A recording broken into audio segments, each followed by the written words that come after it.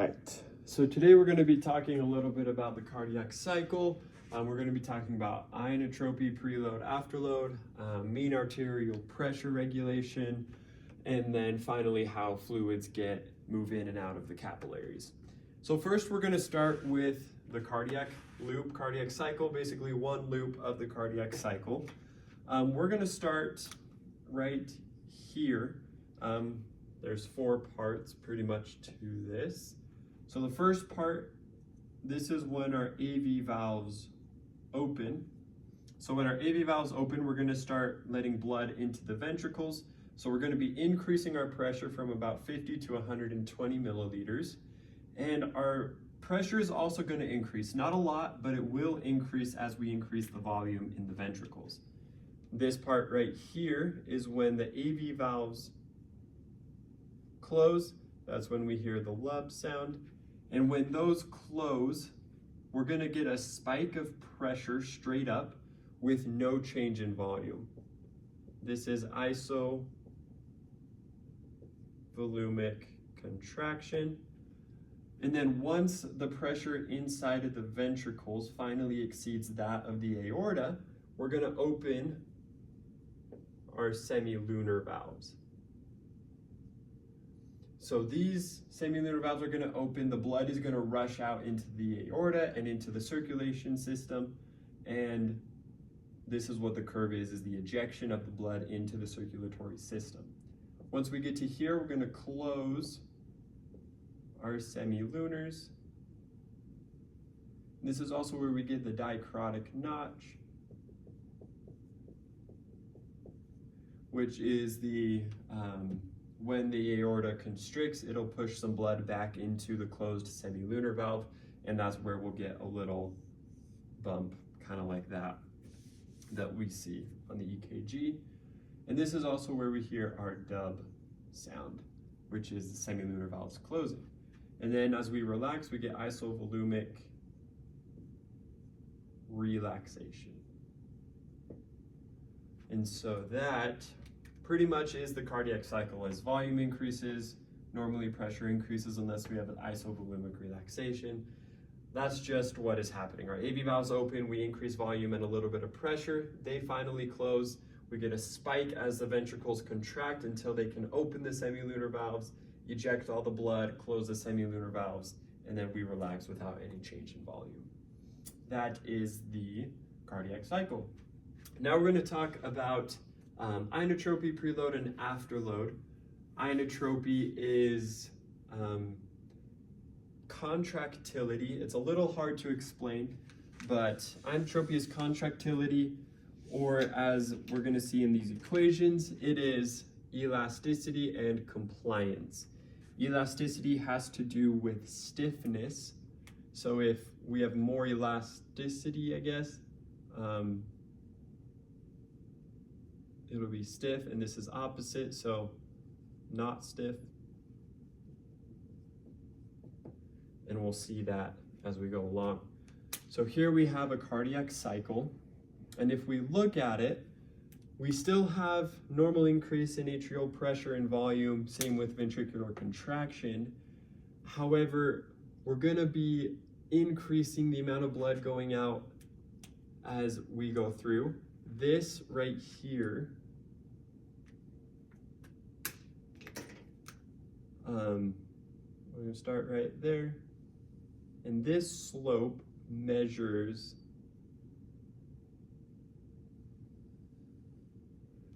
the inotropy. This is the inotropic line, and this part here is our max contraction. Basically, the strongest amount of contraction that we can have because all of the volume of the blood is out. And if that moves over, we've increased our slope. And if you look right here, this is our volume, that's our pressure. So if we have a large amount of volume needed to move just a small amount of volume, that is elasticity. That's the stiffness of the heart. So if we see this, we're going to see the increase in slope means that we have a stiffer heart.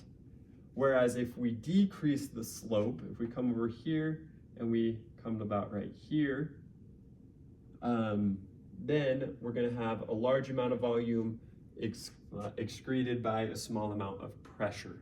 So we're not going to be a very stiff heart. So stiffness, inotropy also is kind of the amount of calcium inside of the cell during contraction. That's where this max contraction comes in. Max contraction is the total amount of calcium is being used, actin to myosin is being contracted. So if we have an increase in slope, that means we also have an increase of intracellular calcium that is causing more contraction, more stiffness in the contraction, and that's inotropy. Whereas if we have less calcium inside of the cell, we're going to decrease our slope and we're going to get that less contraction, that big amount of volume for a little pressure. Whereas if we have a lot of contraction, a lot of calcium, we're going to get just a little bit amount of volume with that massive amount of pressure. So now we're going to look at preload. Preload is pretty much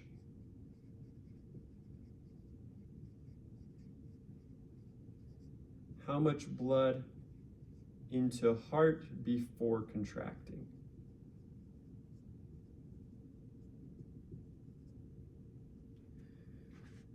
And as we can see, this green is the normal cardiac cycle, but if we increase through vasodilation, we'll get more blood into the heart.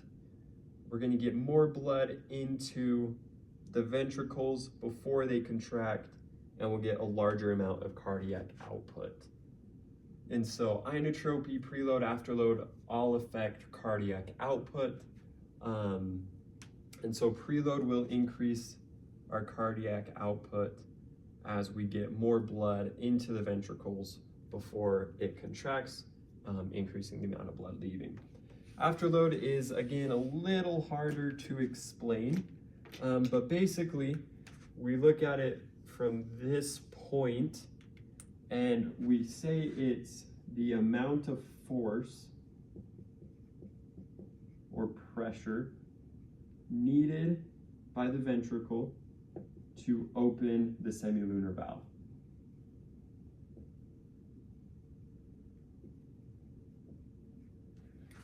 And so if we need more force, we're going to have a shorter contraction because it'll take that much longer to open the semilunar valve.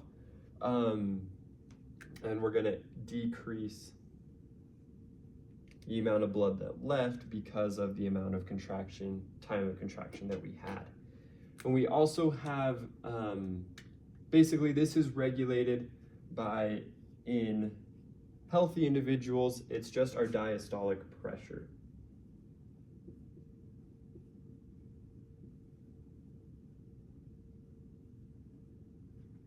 And so our diastolic pressure is regulated by vasoconstriction and dilation.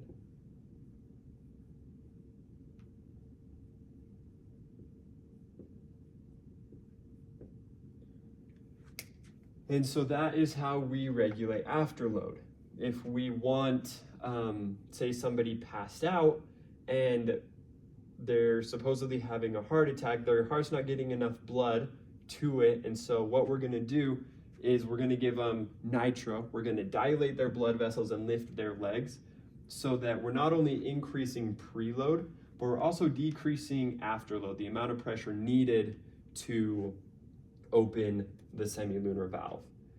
And so that is how we regulate blood pressure and other things as well.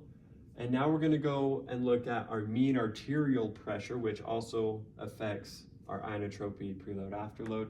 But we're going to look at how we regulate the pressure in our arteries and veins. So I'll move the camera.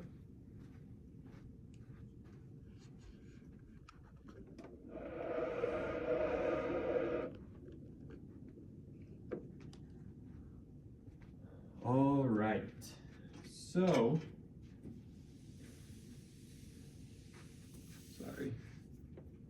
All right, so now we're going to look at our mean arterial pressure and how we regulate that. So our mean arterial pressure is the average amount of pressure that we have in our arteries and veins.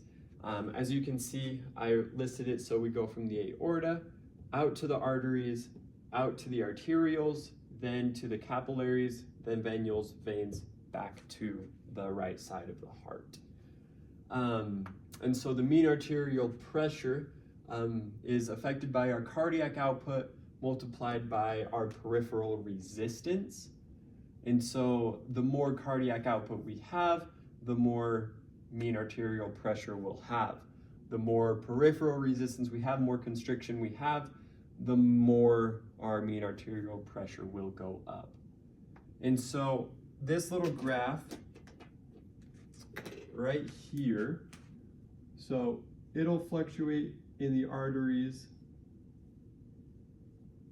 in the aorta and artery between about 120 millimeters of mercury to about 80 millimeters of mercury. So it'll kind of look like this. We'll go up, down, and it'll just kind of, we'll go kind of like that till we get down to there. So basically, we're fluctuating as we get farther out with each beat of the heart till we get down between 80 millimeters of mercury and 120 millimeters of mercury. All throughout the aorta artery, we're going to be decreasing until we get to about the end of the arterioles or the beginning of the capillaries. And so once we get to here, we're going to hit about 30 millimeters of mercury in pressure. And then as we go through the capillaries, once we get into the venules, we're going to be at about 10 millimeters of mercury. And then once we finally get into the veins and the right heart, we're going to be around 0 millimeters of mercury until we get pumped back out, and then we start that cycle over and over. And so we need to regulate this, or else we're going to get too much pressure in the arteries or too little blood pressure as well. So we have two types of regulation. We have short-term and we have long-term. Short-term uses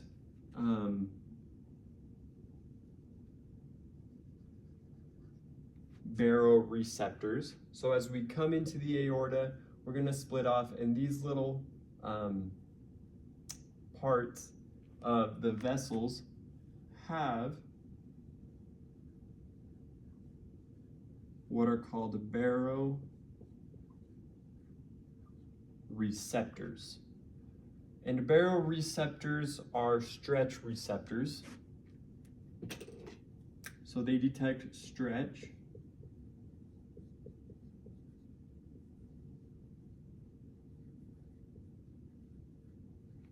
Stretch receptors. And so when these baroreceptors detect the stretch, so say we're pumping blood into the aorta, and they're going to detect that stretch as it expands. So they're going to send a signal to the brainstem around the medulla area. And this is the afferent signal. So they're going to send that signal to the brainstem. And the signal will say, we are being stretched. The brain will take that and it'll say, well, we don't want to stretch these vessels too much, or else they'll explode or overstretch and pop pretty much. And so what it's going to do is that we have our sympathetic nervous system and our parasympathetic nervous system for the efferent signal. Our sympathetic nervous system is going to dilate. It'll increase that. So it'll increase the diameter of the blood vessels so there's not as much pressure. And the parasympathetic nervous system is going to decrease the heart rate so that these baroreceptors aren't getting stretched, the vessels aren't getting stretched too much. But it can also work the other way. If they're not getting stretched too much, they'll send that signal and the brainstem will say, we need to have more stretch. So it'll decrease vasodilation, or it'll cause vasoconstriction, and it'll increase our heart rate. And so we'll get more stretch in these baroreceptors until, again, it's too much stretch. So it's just this little cycle. And so if we look over time, we're gonna see that we're gonna have kind of a fluctuation of everything. So the stretch, the not stretch, the stretch, the not stretch, but it's all around a normal point. So this is instant. This is in seconds, within seconds of these being stretched and not stretched. And so this is very quick. It is our short term. And it does regulate around a certain normal point so that we're not getting too much stretch. We have sufficient blood pressure, and that's our short term through our baroreceptors. That's our baroreceptor reflex. Now we're going to go through our long term, which actually uses our kidney, which is kind of interesting. And long term is, this doesn't happen quick. This is, we're going to say, as if we've had a low blood pressure for about a week, then this is going to kick in. So say we've had a low blood pressure for about a week. Our kidney is going to release what is called renin. And renin is an enzyme. So renin, here we go. It's kind of a process. Renin's going to make what is called angiotensinogen. Is going to take angiotensinogen and convert it, or make it into angiotensin 1.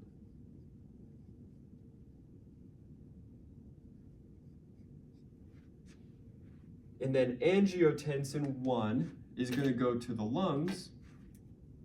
Just keep using this. It's going to go to the lungs where there are ACE enzymes, which is an angiotensin converting enzyme. That's what ACE stands for. So it's going to convert this angiotensin 1 into angiotensin 2.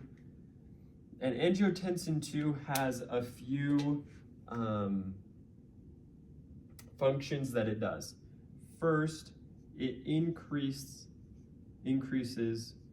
thirst. So angiotensin 2 will increase thirst. The next thing it'll do, it'll increase vasoconstriction.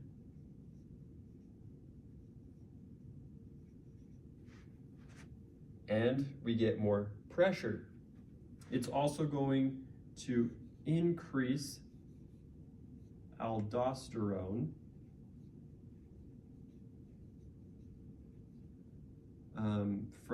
This is from the adrenal cortex.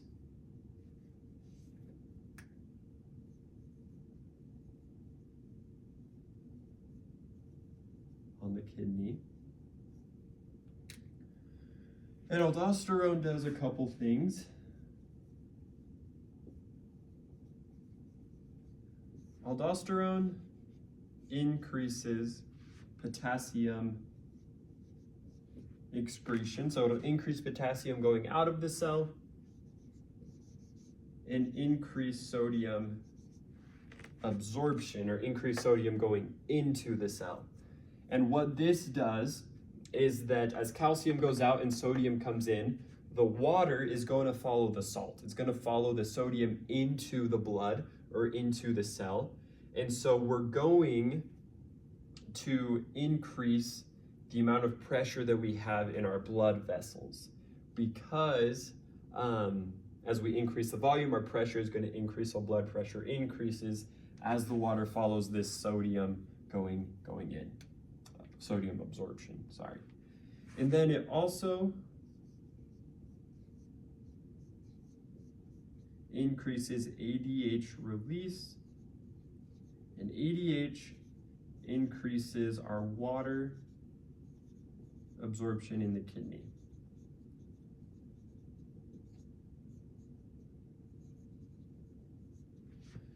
And so all of this is to increase our blood pressure.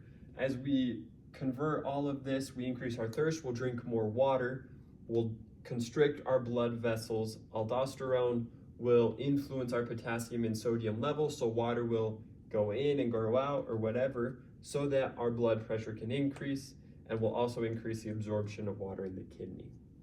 And so that is how our mean arterial pressure is regulated in the long term, assuming we have a low mean arterial pressure or too high.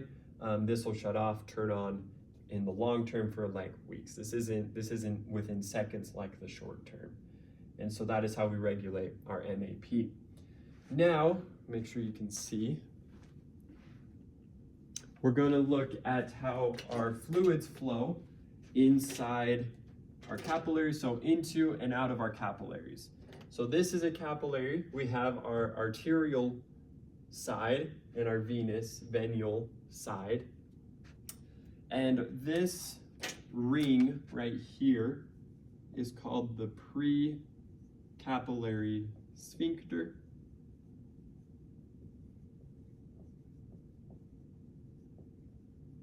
And the precapillary sphincter is made up of smooth muscle, and it can close enough that no blood can actually get into the capillary. It's best understood as a ring, even though it's really just a bunch of arterioles coming in and forming just this little area of smooth muscle that it can open or close. So we have different pressures that are in the capillary. First, what's called hydrostatic pressure, HP. That's how much pressure is going to be coming into the capillary from the arterial side. And like we saw over there, it's about 30 millimeters of mercury. And so that 30 millimeters of mercury, the pressure is inside, forcing stuff to move out of the cell, or out of the capillary, sorry.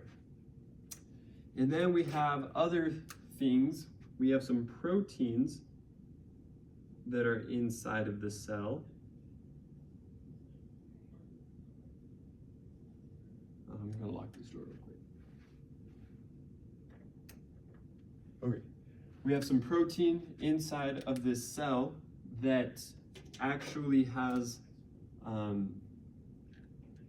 more inside than outside. And so this is actually going to pull stuff into the cell. And that's about 28 millimeters of mercury. And that'll come in. This is called BCOP, which stands for blood colloid osmotic pressure, which is just basically inside our blood, that colloid. These are just cells right here in the capillary. And so the BCOP is going to bring stuff in. This up here is called ICOP, and this is interstitial colloid osmotic pressure. Basically, there's more stuff, interstitial proteins out than there are inside. So it's going to pull stuff out, and it has a pressure of about 8 millimeters of mercury. And then we have this part right here, our lymphatic system. We've got some lymph vessels that pull remaining fluid into them, but they have valves that prevent backflow. And so it creates kind of a vacuum. So it just kind of vacuums up the rest. And this pressure is about 3 millimeters of mercury out.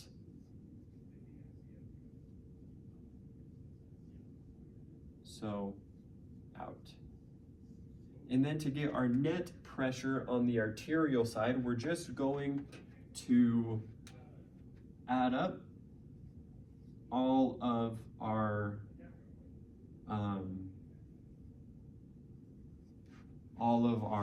amounts. So we're going to add up all of our outs. So we have 30 plus 8, 38, 41, and subtract 28 because that's what's going in. So we're going to have a net pressure of about 13 milligrams of mercury going out of the cell. Now on the venous side, the only thing that is going to change is the hydrostatic pressure. As we go through, it's going to lower to about 10 millimeters of mercury, but everything else stays the same. So what we're going to do now is add everything up. So we have 28 in, then we're going to have 10 for HP on the venous side out. We're going to have 8 ICOP out and 3 IFP, sorry, interstitial fluid pressure, IFP. And then we'll add those up and we get about, so 28, so this is 21, we get about 7 millimeters of mercury fluid into the cell. So we're going to have a net of 13 out and a net of 7 in. And that is how we regulate our fluid coming in and out of our capillaries. Now we're going to talk about edema, one example of it. In right-sided heart failure, basically, the right side of our heart is not able to pump enough blood or pump the sufficient amount of blood that it's getting into the ventricle or into the lungs. And so we're actually going to start having a backup of fluid. So our right atrium is going to fill with fluid as it can't pump the sufficient amount that it has into the ventricle, which will actually cause our veins to back up with fluid or blood, pretty much, back up with blood. And so the superior vena cava backs up to the vein and then to the venule. And so we're getting a backup of a lot of fluid to the point where this HP on our venous side is going to increase because of that extra fluid that isn't being pumped by the right side of the heart. And so we're going to get an increased amount. So say let's get up to 30. So let's say we have 30 now. So now we get another 13 millimeters of mercury out of the cell. So now we're going to get a lot of fluid out of the cell, and that extra fluid out of the cell is going to cause basically us to swell. And so in right-sided heart failure, you'll see patients' feet very swollen because of all of this extra fluid that has gotten out of the cell because we can't pump it, because the heart can't pump the amount that it's receiving sufficiently. And that is all we have for today. Thanks.